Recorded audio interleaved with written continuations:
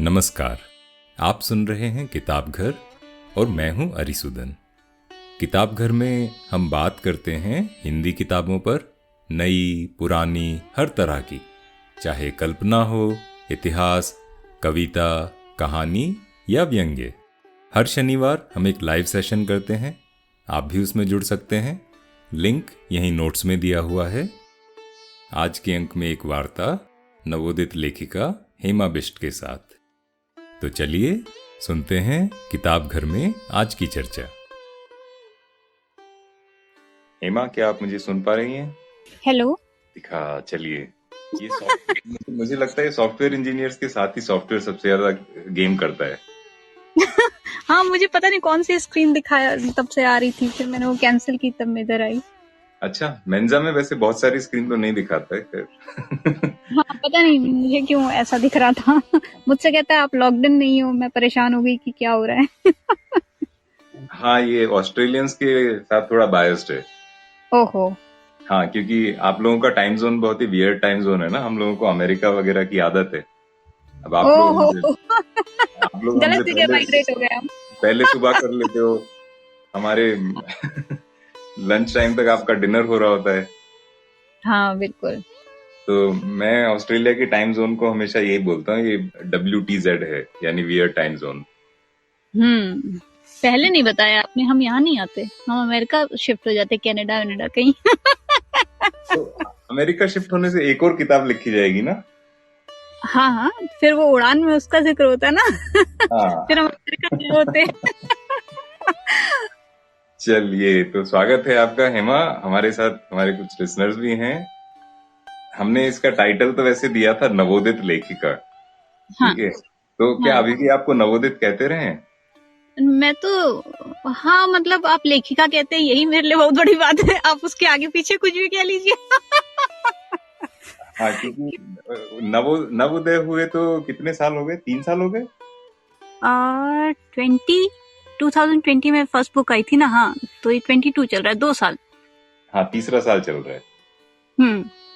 हाँ, तो ठीक है, अब नवोदित नहीं रहे। तो जैसे ऑस्ट्रेलिया में सूरज पहले उग जाता है ना, तब वो नवोदित इंडिया आते आते पुराना हो जाता है। हाँ। ठीक है। तो ओके तो मैं सबको एक कहानी सुनाता हूँ कि मुझे हम्म कैसे पता लगा कि हेमा है कोई, वो कुछ लिखती है और कुछ अच्छा लिखती है, और बाद में पता लगा कि वो हिंदुस्तान में तो रहती नहीं है। तो हाँ हुआ ये कि हम एक बार बेंगलोर की भीड़ भरी सड़कों से ना कहीं ड्राइव करके आ रहे थे। शहर हम हाँ जाना हमारा कम ही होता है बेंगलोर में, क्योंकि बहुत ज्यादा ट्रैफिक होता है। शहर जाके आने से पहले हम शायद ऑस्ट्रेलिया जाके लौट आए बेंगलोर में।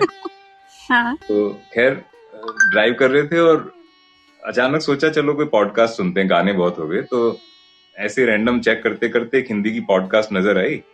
उसमें कुछ देखा, कहानी का टाइटल कुछ अच्छा सा दिख रहा था, तो हम्म प्ले कर दी। हम्म अब प्ले की तो आवाज बड़ी अच्छी, जिसकी वो पॉडकास्ट है, ठीक है। हम्म वो हमारे साथ नहीं जुड़ी हैं, लेकिन उनका नाम है प्रगुन। वो हम्म मेंजा पर आती हैं कभी कभी। हम्म तो उनकी आवाज थी, आवाज बड़ी अच्छी और कहानी सुनाने का अंदाज बड़ा अच्छा, और वो हम्म कहानी बड़ी अच्छी। हम्म तो हमने कहा ये तो कोई अच्छी खोज हो गई ऐसे, अल्टप्पे से। और जब घर लौट के उसकी थोड़ी खोजबीन की तो पता लगा कि प्रगुन ने वो कहानी पढ़ी है और वो आपकी लिखी हुई कहानी है।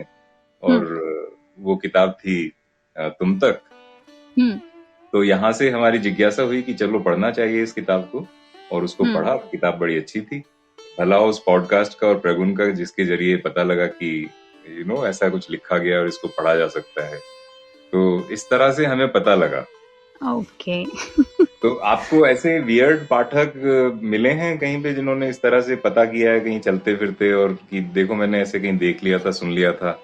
इत्तेफाक से मुझे बताने वाले एक आप ही मिले होंगे, शायद ऐसे और भी। वो आज तक मुझे ढूंढ नहीं पाए। वो कहीं और किसी और से कुछ कहते होंगे, पर मुझे आप ही मिले। चलिए, तो इस मामले में हम खुद को यूनिक बना लेते हैं। हाँ हाँ, आप बिल्कुल, मतलब प्राइमरी की। प्राइमरी, ये सॉफ्टवेयर की भाषा होगी, प्राइमरी की और सेकेंडरी की। हाँ तो हेमा, सबसे पहले तो ये बताइए, आपने अपने परिचय में मुझे दिया कि लखनऊ से आती हैं, नजाकत, नफासत और पता नहीं कौन कौन सी इज्जत, जो हाँ भी है। वहां से आप हाँ पहुंच गए मेलबर्न। हाँ। मेलबर्न बोलते हैं, मेलबॉर्न बोलते हैं? बर्न, जल, बर्न। हाँ, जलाना। मतलब नाम से ही जलाना है। तो हाँ बिल्कुल।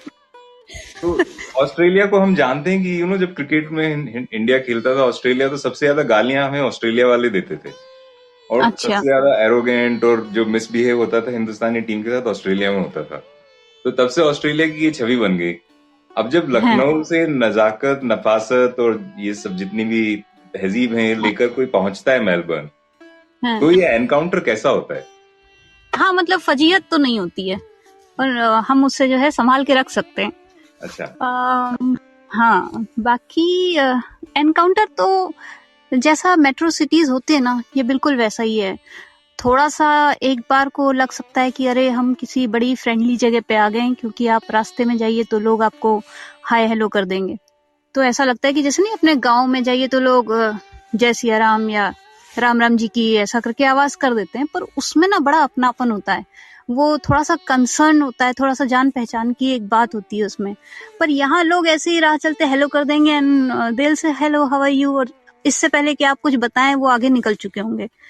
तो वो कुछ वैसा सा मतलब जैसे मेट्रो सिटीज हैं कि किसी को किसी से कोई मतलब नहीं है, आप अपना अच्छे से रहिए, जब तक आप सिस्टम फॉलो कर रहे हैं और किसी तरह की प्रॉब्लम किसी के लिए नहीं खड़ी कर रहे हैं तब तक सब बढ़िया है। आप अपने रास्ते, हम अपने तो रास्ते। ये ऐसे तो सड़क चलते प्रेम से मुस्कुराते हैं, क्रिकेट फील्ड में क्या खा के आते हैं लोग?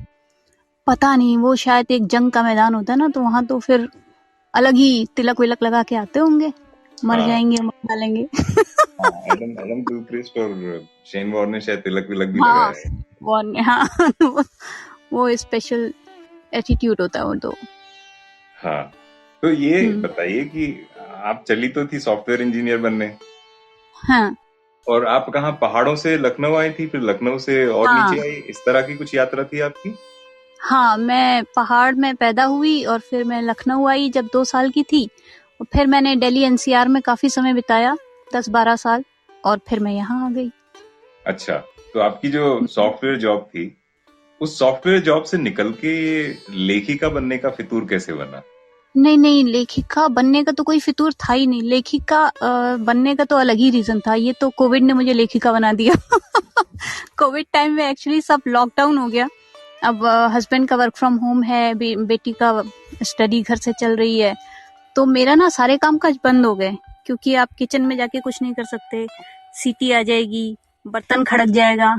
तो वो जो पूरा लॉन्ग ड्यूरेशन था ना, जिसमें मैं नॉर्मली स्वच्छंदता से अपने काम करती थी और गाने बजा के सुना करती थी, मुझे गाने सुनने का बड़ा शौक है, तो वो सब बंद हो और गया अब शायद मेरे गाने का लिए।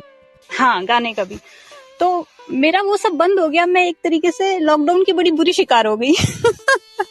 तो मैंने सोचा कि अब मैं क्या कर सकती हूँ, तो मेरे पास फोन था, मैंने सोचा यार कुछ अच्छा सा लिखते हैं, कुछ अच्छी यादें ताजा करते हैं, ताकि ये जो कुछ भी बंधन है इससे थोड़ा दिमाग आजाद हो। तो उसने मुझे लेखिका बना दिया। तब मैंने लिखना शुरू किया अपनी किताब, जो पहली किताब थी तुम तक।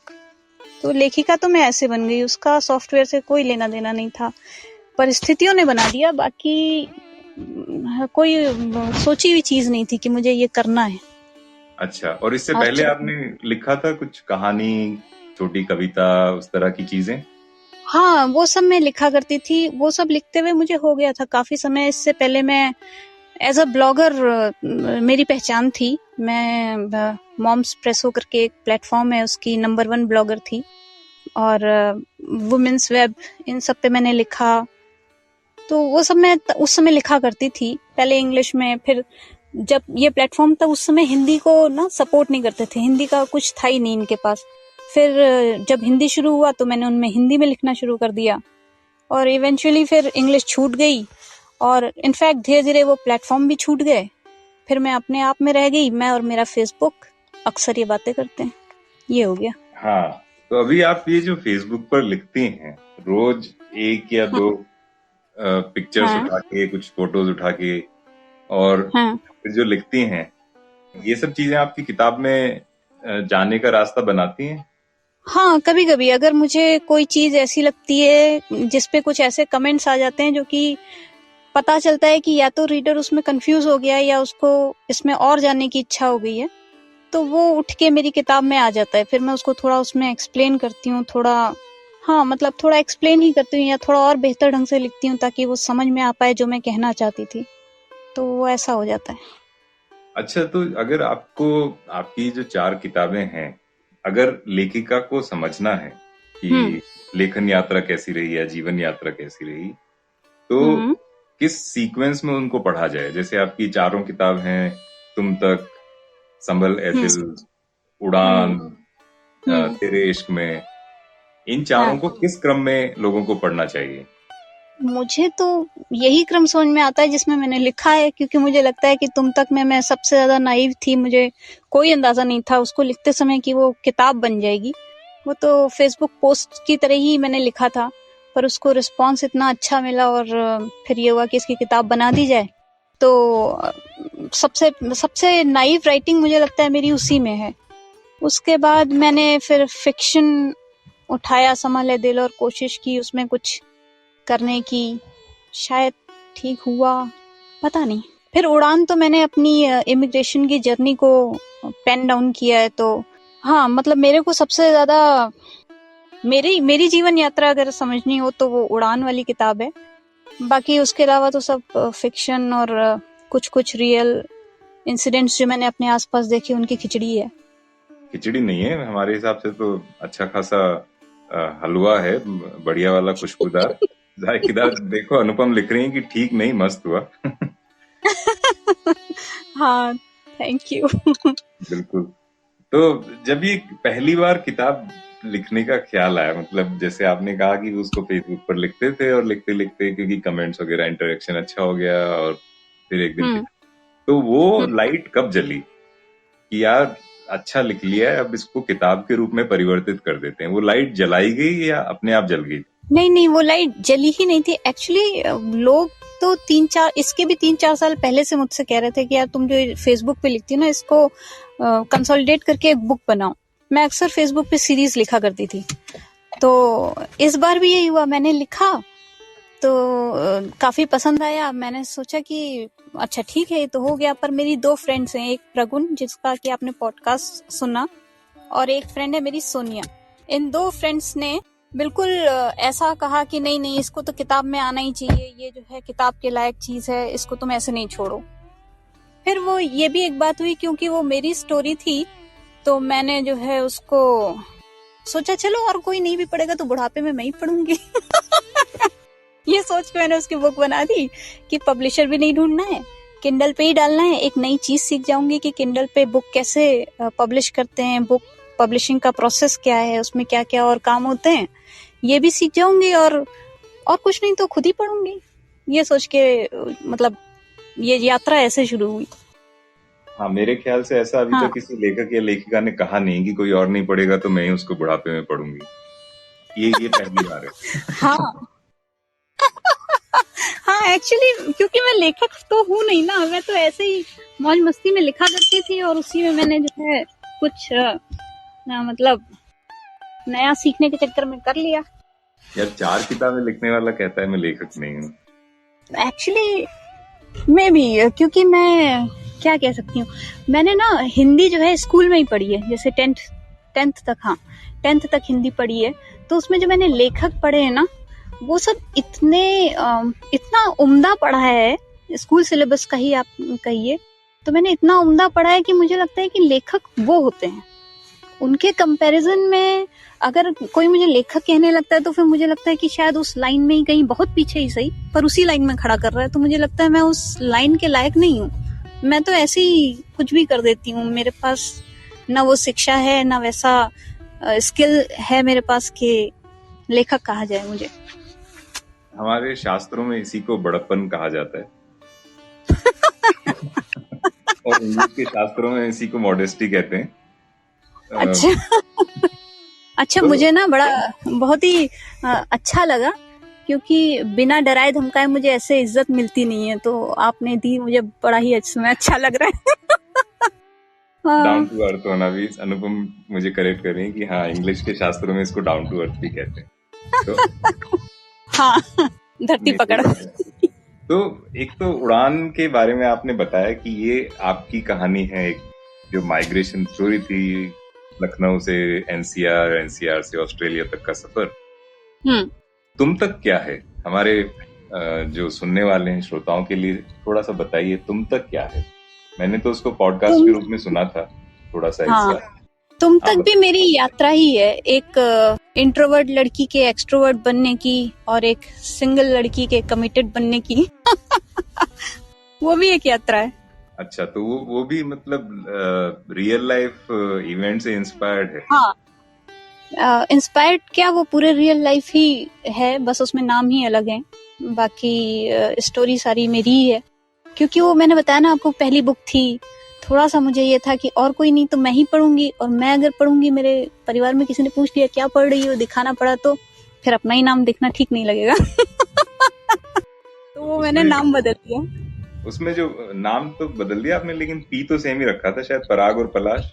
बिल्कुल, पलाश और हर्षा, पी और हाँ, एच सेम रखा मैंने। ये पीएच फैक्टर सेम है।